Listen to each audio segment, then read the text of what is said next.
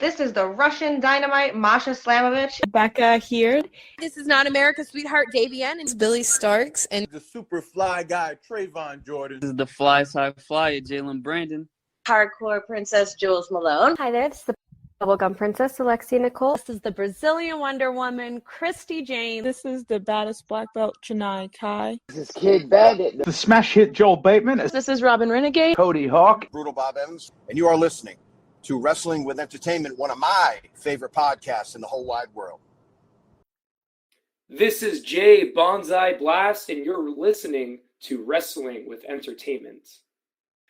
Hello, and welcome to the show. It's Wrestling with Entertainment, the only audio experience on the web today, the trusted choice for interviewing all your favorite wrestlers every Tuesday and Wednesday on YouTube and Castbox, sponsored by Rogue Energy and Player One Coffee. And of course, your host, James J. And it's a great day for wrestling, because we are wrestling with Jay Bonsai Blast. Hello, I love the introduction. Nice energy. Absolutely. We like to do it big on Wrestling With. Can you tell us where Jay will be blasting event-wise? Yeah, so this weekend on January 3rd, I will be with GCW, Great Canadian Wrestling, in Peterborough, Ontario. That is Saturday, and then on January 4th, the following day, Sunday, yet again with Great Canadian Wrestling out in Aurora, Ontario. Should be two great shows. If you want to see me there, you can grab your tickets, and you can see me on Instagram, TikTok, and X at JBlastPW. Merchandise? Merchandise, I don't have any websites just yet or anything. Looking to get a Pro Wrestling Tees store up shortly. Perfect. And you don't have to go looking for it. All of the links to all his social media will be in the description of the video below, both on YouTube and Castbox. Alright, you mentioned it. You work for GCW and Great Canadian Wrestling. Can you tell us about your relationship with those companies? Yeah, Great Canadian Wrestling, I've been working with them for about a year and 4 months now. When I first started wrestling out here in Ontario, they were kind of the first company that took me in and brought me part of their group. It's been a really good year. I've gotten to wrestle a lot of people in Ontario that I've been looking to wrestle. And they've been really good to me, putting me in good spots, giving me good matches. So can't thank them enough, and I'm excited for another great year with them. And who was you looking to wrestle? Because there's a lot of great talent up in that vicinity. Yeah, so a lot of the wrestlers who I've gotten the opportunity to wrestle from Great Canadian Wrestling, guys like Tarek, Gabriel Fuerza, Robbie Reckless, the real veterans of the Ontario independent scene, I've been able to lock up with in a GCW ring. Those are the three off the top of my head, but I'm sure if you look through the match list, there's just loads and loads of guys. Okay. And shout out to Gabriel, friend of the show. Yeah. Well, let's talk about your last match, and that was a bull rope match against Gunnar Lang. Bull rope match, one of the more hard-hitting matches in pro wrestling. Can you tell us about that? You really did your homework. I love it. Yeah, so this past weekend on the 28th of December, I had a match with Gunnar Lang. It was a bull rope match, my second bull rope match in my career. I had one this past summer with Steve Brown, but this one I, really went to it. We got really physical in there, and it was a very physical match.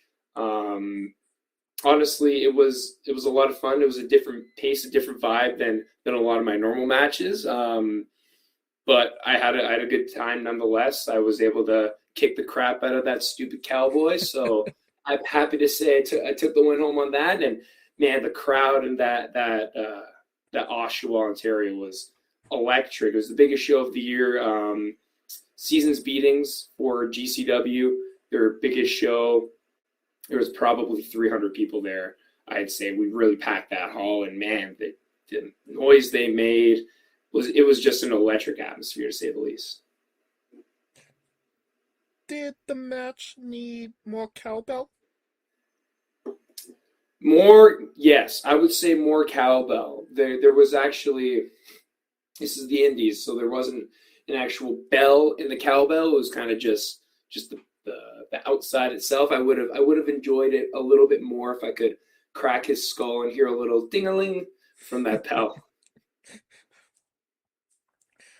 Well, now, you were able to capture the MWO Heavyweight Championship. Yes. What did capturing that title mean to you and kind of be, the face of that company? Yeah, so MWO was, again, upon GCW, one of the first companies that really brought me in when I was starting to make a name for myself here in Ontario. And a lot of the guys that, same with GCW, it's the same story. A lot of the guys I really respect worked there. Some of the guys who I was kind of looking up to upon entering the scene, like Easy or Kearney, Bruiser Battersby, were able to work there. Again, Robbie Reckless. So just being in a locker room with those people and getting to work with them really kind of blew my mind. I was given the opportunity earlier this year to be in their tournament. I'm not sure. Triple M Cup. That's what it was called. The Triple M Cup tournament, where I was able to beat John Atlas, Jax Williams, and Evan Greenaway to take home that. And it was my first tournament. So really kind of giving me the opportunity to show the fans there what I was made of, and being able to wrestle 3 times in one night was certainly an experience that I didn't expect to have so early on in my career. And then working my way up to the title picture, being able to knock off Bruiser Battersby, who was holding that championship for over a year, it really kind of cemented in my mind that, wrestling is something that's really important to me, and it just kind of proved that all my hard work was really paying off. Winning that championship, was that a moment that you took in the moment, or was it something that kind of set in afterwards, like, wow, I did this? I think really setting that win set in afterwards, just based off the fact that I was really on a hot streak going into that match, and just kind of sitting down after the fact and looking at, wow, like I must have a lot of trust from these fans to be able to hold their world title and them to be proud of me. So it was very fortunate to be placed in that spot and kind of succeed. And like you said, it was kind of a bit of a journey to actually get there. The Triple M Cup, 3 matches in one night. You said, a bit of an experience. What was that experience like, knowing that you're going to have dream matches in one night? Well, I mean, it's daunting to say the least, right? So I went in just with a positive attitude, a positive mindset. I remember that was a really busy weekend for me. I was wrestling both Friday, Saturday, and Sunday. So after that night was over, I wasn't even finished with the weekend, and I knew that I would be in good hands, obviously, with the MWO community behind my back, along with the support of the owner there. So I was really in good hands to have a solid night, and look what I did. I showed out and won the entire thing. So obviously it was a little bit sore and tired at the end, but I think I was able to put a stamp and have a little extra notch in my belt after that night. And after capturing the MWO title, it wasn't the last time you encountered Bruiser. You actually had a 2 out of 3 falls match as well afterwards, no? Yes, I did, and that was another match that, takes its toll. It's a longer match, obviously, kind of 2 to 3 matches in one, depending on how you perform. And that was another one that personally I was really proud of. I worked hard to build my cardio for that one as well, and to really dictate the pace and control that match. And I was able to, again, capture the win. And I think the game plan going into that one was executed beautifully. It's it's crazy. Like, bull rope matches, wrestling 3 times, 2 out of 3 falls matches. What does it kind of mean to you for, promoters to kind of put you in those positions and kind of knowing that you're going to succeed in them? Well, being so new to the business, I mean, I've only been wrestling for a year and a half, training for 2. It does mean a lot to me for promoters to put me in these matches, these kind of high profile matches, and trusting me to perform. It's just kind of been putting me in these sink or swim opportunities time and time again, and being able to swim has just proven to myself, and I think a lot of other people, that this is kind of what I was meant to do. I gotcha. Can you tell us about the Wombo combo? The Wombo combo. Yes. I'm not sure. I think I've probably said it in a match or two. Just kind of something that comes to my mind. I don't know. I'll hit people with a bunch of punches and kicks and tell them they got hit with a Wombo combo. I don't know. I'm not exactly sure what you mean by that. I mean, it's a SpongeBob reference, no? Honestly, I've heard it from social media. I kind of picked it up from there, but I wouldn't be surprised. Okay, I gotcha. But, you did indeed wrestle as Peter Pan once, no? I have wrestled as Peter Pan once, yes, at a Toronto Wrestling Club show back in October. That was it was their Halloween show this year. And yeah, dressed up as Peter Pan. Was able to wrestle as that character, threw pixie dust all over the crowd. Yeah, that was fun. It was definitely a good experience, good time.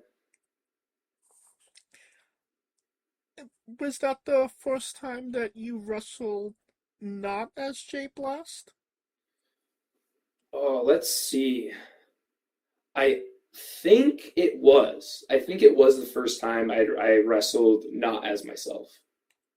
What was that kind of like to actually, kind of be a character? Because I kind of feel like Jay Blast is, I don't want to say a gimmick, but more aligns with, you. Yeah, I mean, I feel like that's what a lot of people had their expectations set on going into Halloween show. All these wrestlers that they know who they know to be these larger than life characters, so to speak, taking shape as another character, I feel like is cool for the fans who know who everybody is, to see them in a bit of a different lens, and to see what they're like outside of these normal characters that they're put in. I mean, Jay Blast is a karate guy, and now you're seeing Jay Blast as Peter Pan, which is very much not a karate guy. I think it was interesting for both me to figure out what that would look like, and for the fans to see how I would portray this character. Did you pick Peter Pan, or was that given to you? That was given to me. The promoters thought that I would be a good Peter Pan, so I took the ball and I ran with it. Okay. Is there any plans to be another character in the future? It all depends on what I'm given, and I don't say no to much. So whatever bookers have in store for me, bring it on. I gotcha. That being said, can you tell us about that time Sydney Steele blinded you with a fireball? Oh man, that guy's been a thorn in my side since I started wrestling. Yeah, so I was probably, that was in August. I was 3 months into wrestling. It's 3 months into wrestling in front of crowds and everything after training and whatnot. And yeah, I was right before I was about to move back to Ontario, and this guy comes in and he fireballs my face, taking me out of action for a few weeks.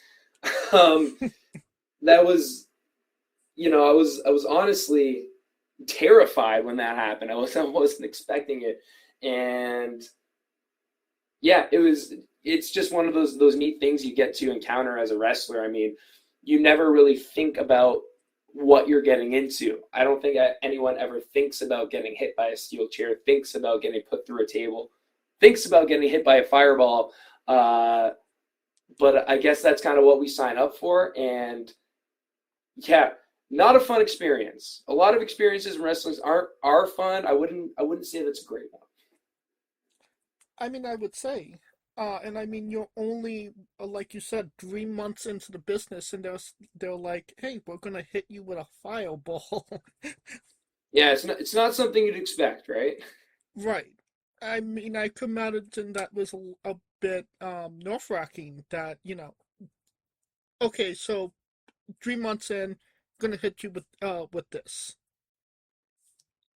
It is what it is. Stuff happens, Well, you said that Sydney has been a thorn in your side. Is that something that will be revisited in the future?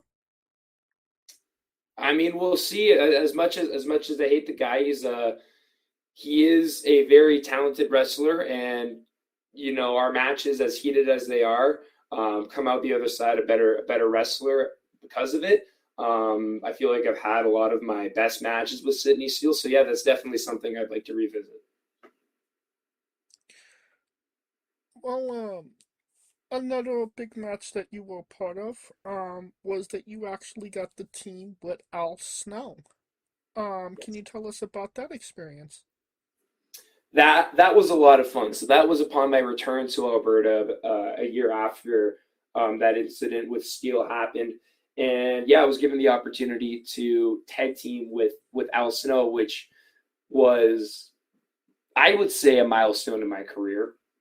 Working with a formerly signed talent and the owner of one of the biggest independents in North America, it's a real big honor that Pure Power Wrestling trusted me with that spot. And again, like we were talking about earlier, it's just a testament to all the hard work that I've been putting in over the past year and a half. And it was a great experience. Learned a lot from Al Snow. Really, he was able to kind of take me under his wing and teach me a few things about the business. So really happy to have that experience so early on. That's awesome. Was it a good experience to team with him, or was you kind of feeling like I would have liked to been across the ring from him? I mean, yes, obviously it was a great experience teaming with him. I still learned a lot, but I think as a wrestler, you want that challenge to be across the ring from someone like Al Snow. So obviously, yes, I would have loved to have faced him, but I was stoked to team with him as well. Absolutely. Well, we kind of mentioned him earlier. Gabriel Fraser, one of a great known, well-respected name in the Canadian Indies. What was the experience wrestling him? Because obviously, like you said, he was one of the guys you wanted to fight. Yeah, that's my favorite match of 2025. I posted a graphic a little, I guess, yesterday at the time of recording. My favorite match personally, I actually was fortunate enough to wrestle him twice this year, but our first encounter was my favorite. I think being challenged with somebody like Gabriel Fuerza, someone that had been around, who's also very young and has been around for a long time, I was able to both learn a lot and challenge myself, as I feel like a lot of his matches, if you look at him, he's super intricate, he's super detailed and technical with his wrestling skills, and being tasked with that was a bit daunting at first, but I think overall I had a really fun time wrestling him and hope to do it again. Hell yeah. I think it's time for Jay's Bizarre Adventure. You're a pro wrestler that goes up and down the roads, and weird, crazy, and bizarre things are bound to happen. Can you tell us a road story that fits that description? Wow. Let's see. I have a lot of stories that I wouldn't share online. Let's think. Oh, you know what? Here is a story that I will stick to. So I had a booking in Nova Scotia, of all places. I've always wanted to go out east and wrestle the best out there. So I was able to hitch a ride by myself, by the way, 17 hours to Nova Scotia. Yeah. And then when a guy who I had been in this heated feud with since I stepped foot in Ontario takes a plane ticket over to Nova Scotia just to meet me at the same promotion that I am wrestling for, and challenges me to a match that I couldn't say no to. So challenging Steve Brown in Nova Scotia, of all places, in front of his family, might I add. That was quite something. Guy's obsessed with me. Sees I'm doing a 17-hour drive to Nova Scotia and flies there himself just to get his butt kicked in front of his family. That's bizarre behavior. So I'll use that as my road story. Fair enough. All right. I mean, speaking of kicking butt, you are indeed a second-degree black belt, no? That is correct. Can you tell us about your love of the martial arts? Yeah, so I started martial arts when I was 6 years old. I loved the Power Rangers. Power Rangers were my inspiration for getting into karate in the first place. Watched them when I was a kid and started when I was 6 years old at a dojo that was right by my house, and I didn't look back. Grew up doing martial arts every week, multiple times a week. Eventually, when I was 14 years old, I started teaching karate and instructing, and I did that until this past April. And that has been not just part of my life physically, but really has shaped me into who I am today, who I am as a person, and what I value: discipline, integrity, humility, all that stuff. All those teachings are from martial arts and from growing up as a student and then segueing my way to being a martial arts instructor. And obviously you can see it's both in my in-ring work, and I would feel as if in my drive and determination as a professional wrestler, the way that I am dedicated to building my craft, to learning more, to having more experiences, just my ambition, all of that is rooted back to martial arts and how I grew up. Correct me if I'm wrong, but there is a third degree as well, no? There is a third degree, yes. It goes up until 10 degrees. 10 degrees. So how much longer do you have to get your third degree? Well, when you start to become a professional wrestler and you are making all these towns, doing that training on top of everything else going on in your life, unfortunately, some stuff has to take a little bit of a back seat. So I'm not sure when I will get that third degree, but later down the line, let's say for now. Gotcha. You mentioned Power Rangers. Can you tell us about your love of Power Rangers? Yeah, so it's more of a like an obsession I had when I was a kid. I think all kids are drawn to flashy colors and acrobatics. I mean, that's why a lot of kids like wrestling. When I was a kid, it was Power Rangers. I had a bunch of VHSs of different Power Ranger movies from the 90s and grew up watching those movies. And I think, to say the least, it's definitely inspired not just going into the martial arts, but being a high energy, charismatic person in wrestling as well, and having a lot of fancy kicks and acrobatics in my moveset, definitely inspired by the Power Rangers. Who's your favorite Power Ranger? I don't think that's a question. Tommy. Tommy is the Green Power Ranger specifically. Gotcha. Well, you said that it was an obsession as a kid. Here at Wrestling Wit, we like to say, everybody is nerdy about something. Everybody geeks out for something. Fanboys. What is something right now, currently, that you are nerdy or geeking out about? There's always something that I'm geeking out about. I mean, obviously wrestling is something that I'm always going to nerd out about, always going to geek out about. Watch wrestling every day. But currently, with something I can think of is I'm on my third rewatch of Hunter x Hunter, the anime. That's something I'm getting back into. I watched it a lot during the pandemic. That's how I got into watching anime, and I watch a bunch of them. And I don't know, I had some downtime, and I thought, you know what? Why not put this show back on? There was a lot of bits and pieces that I forgot about that I'm enjoying right now. What point are you up to right now? I'm in the middle of the York New arc. One of the best arcs as well. Yes, I think that's my favorite one.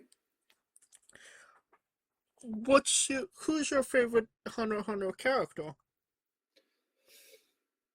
That's a tough one. I would say it's honestly it's a split between Karapika and Gon. I see a lot of myself in Gon, but Karapika's he's just so cool. He's the best. Fun fact: Karapika is actually what got me into Hunter x Hunter to begin with. Nice. The first episode that I saw of Hunter x Hunter was his fight against the spider, where he explained his Nen ability, and I was like, okay, well, this is something that's interesting to me. Yeah, that's super cool. I love his Nen ability. It's awesome. It's one of the. It was definitely one of the more funner ones. I've been looking for like a replica of it, but I cannot seem to find one. And are you just the anime, or have you read the manga as well? I want to read the manga. I don't. I think they're coming out with new chapters, so that's definitely something that I want to get on. But it's all about finding time at the end of the day, Right. And if I can find the time, sure.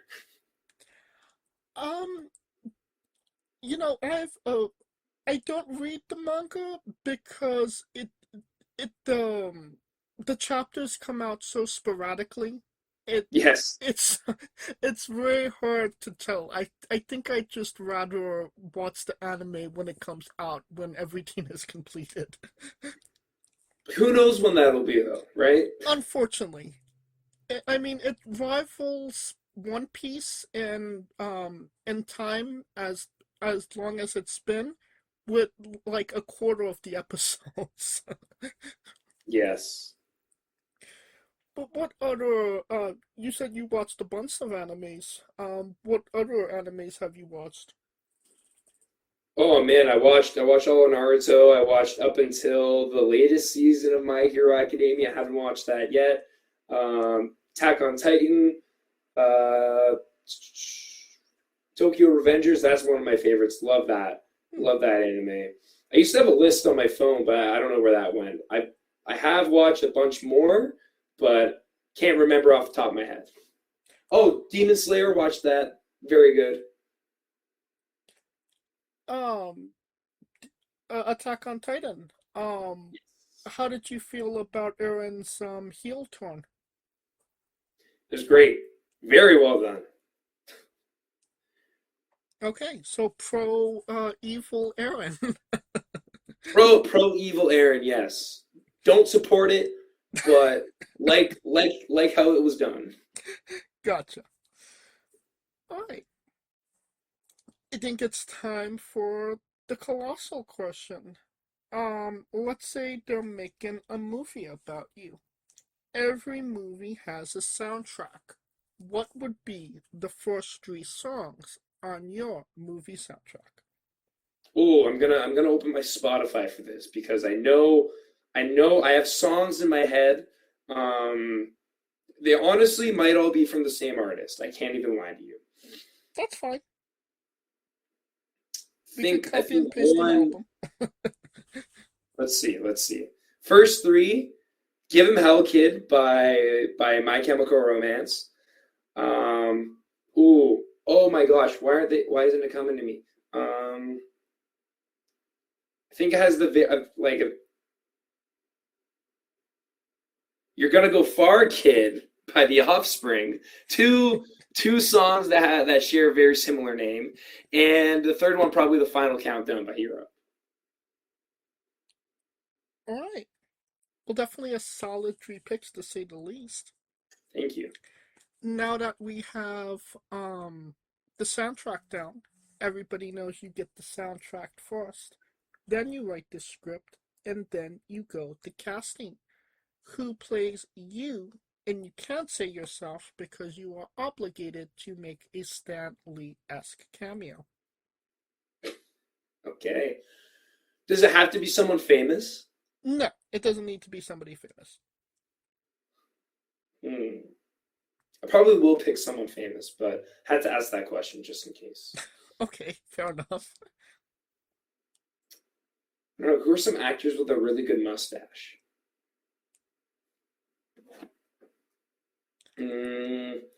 Gotta go someone like on the younger side too.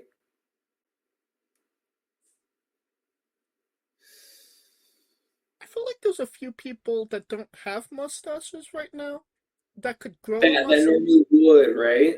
Yeah, and they could grow a mustache and it would look spectacular. Who's Henry Cavill? Let's say him. Why not? Okay. Henry Cavill with a mustache. Yes, with a mustache. I feel like he can grow a killer one. For sure.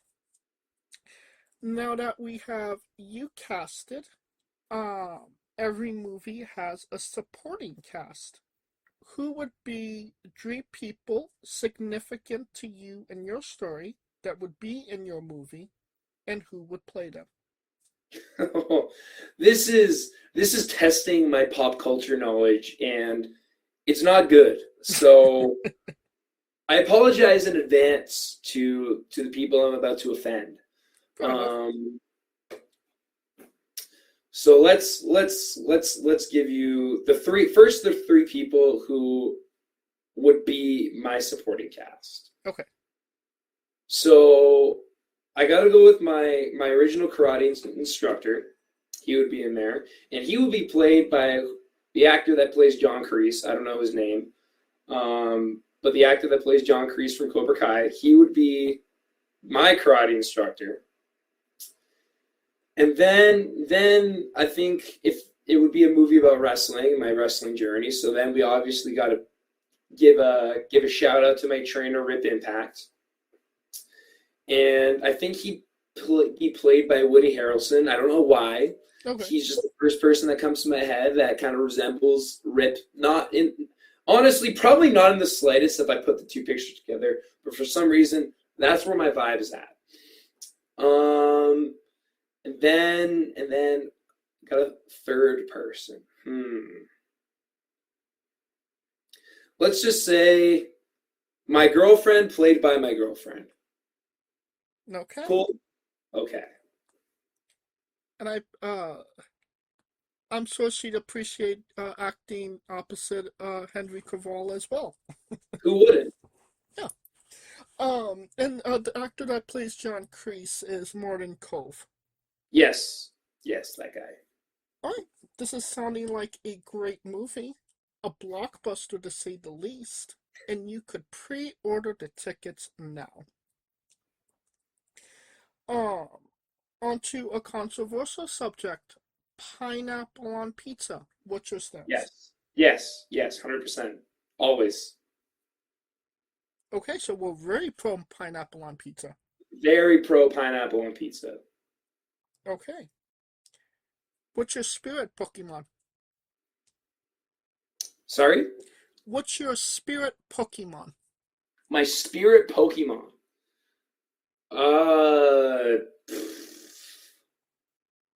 I could go super basic, but I won't.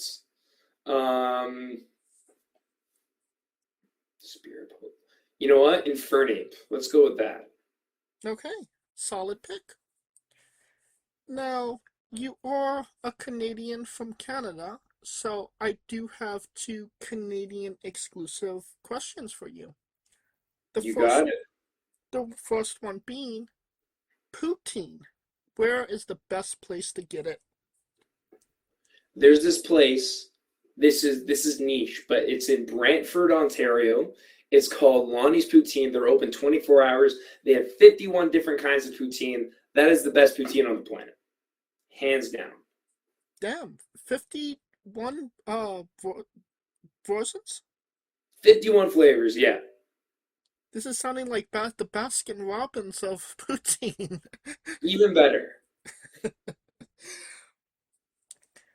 And the second question, is Canada's greatest national treasure Ryan Reynolds? Absolutely not. Okay, so we're not a Deadpool fan. No, not a fan of him.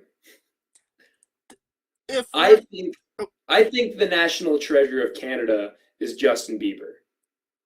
Ooh, okay. Love me some Bieber. To some, that actually might be a controversial pick.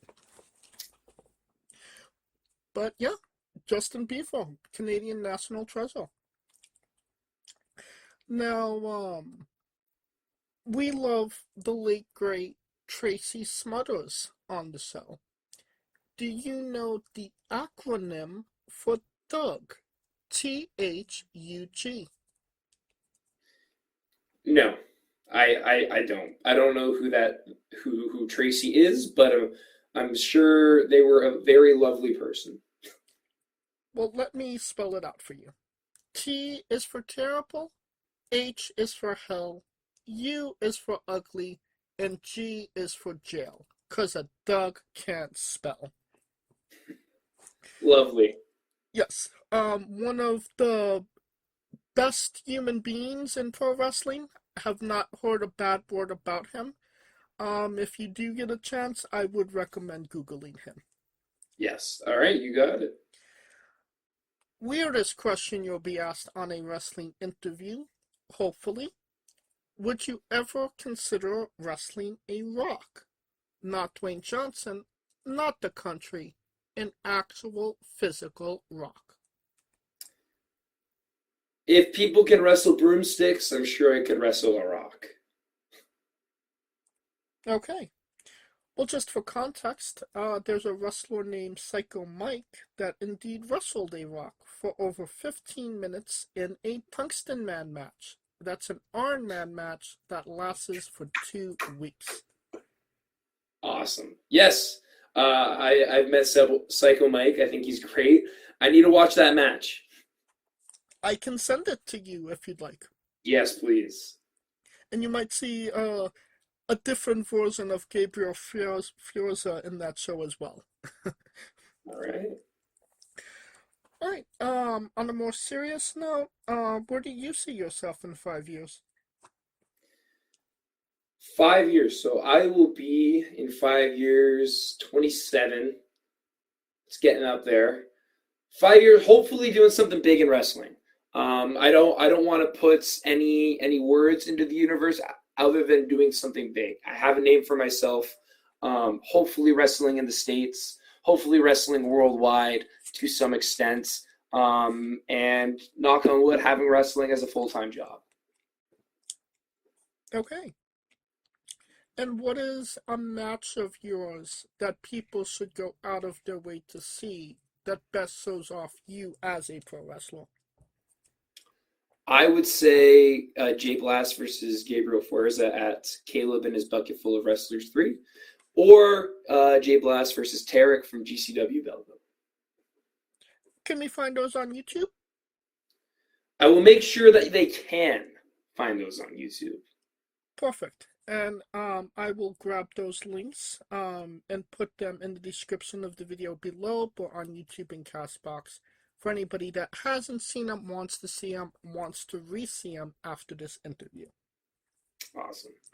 And since we are nearing the conclusion of this interview, we are wrestling with the 8 questions of doom. Dun, dun, dun.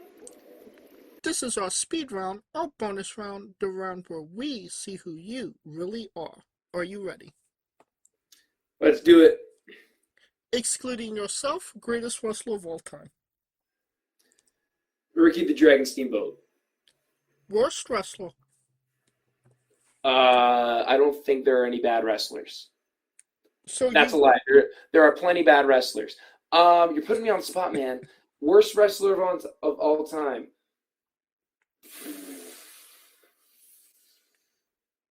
Oh my gosh, I don't know. Would you I like don't our want- default answer? Sure, I don't want to hurt anyone's feelings. Default. You have chosen Eva Marie. Okay, Eva Marie, sure, you're a very lovely person. Okay. You're main eventing WrestleMania for the World Championship. Who is your opponent? Speedball Mike Bailey. If you could come out to anyone's entrance music, past or present, who would it be? Daniel Bryan's Final Countdown. Finish the sentence. Kayfabe is Real. squash. Vegetable or fruit? Fruit. Yes, that is correct. It is indeed a fruit. New Japan wrestler Taichi. His ring gear gets smaller every year, revealing more of himself to the world. My question, what is the appropriate trunks to butt cheek ratio for ring gear? I don't have numbers, but covers 80% of your butt. Okay, so 80% covered, 20% cheek. Yes. And the last question, the main event, the thing everybody wants to know. Have you ever had a conversation with a stranger in a supermarket about Darby Allin? How did you know? No, I'm kidding. No. And that is the correct answer. And that will conclude this interview. Thank you so much for coming on and doing this with me. Yeah, no problem, man. Thanks for having me. Absolutely. Once again, where can we find you on social media? You can find me at jblastpw on Instagram, X, and TikTok. Perfect.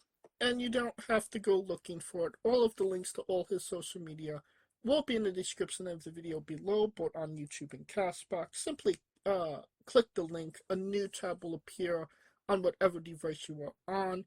You have no excuse. Give them a damn follow.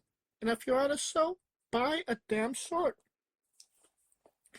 Of course, thank you for listening. If you like what we're doing, please like, subscribe, comment, both on YouTube and Castbox. This was sponsored by Rogue Energy and Player One Coffee.